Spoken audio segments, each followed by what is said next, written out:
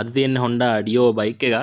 මේක කස්ටමර් මං ගාවට ගෙනත් දුන්නේ full service එකක් එක්ක එන්ජින් එකේ සද්දයක් එනවා කියලා.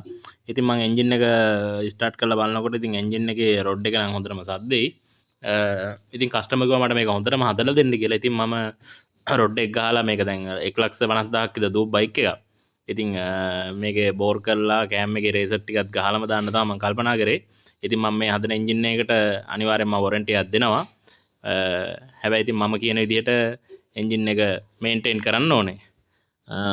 ඉතින් මේ බයිසිකලේ වැඩේ ගලවන ටික තමයි ඔයාලට පේන්නේ.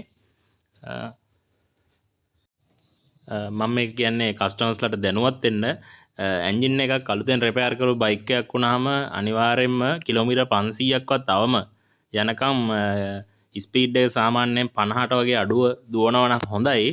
මොකද එහෙම කියන්නේ අපි බෝර් කරලානේ අලුතෙන් එන්ජින් එක බෝර් කරා හෝ බෝර් එකක් අලුතෙන් තිබ්බොත් කොහොමත් එන්ජින් එකේ පිස්ටන් එක පොඩ්ඩක් තිබ්බට වඩා ගොඩක් කියන්නේ ටිකක් විතර තදට යන්නේ.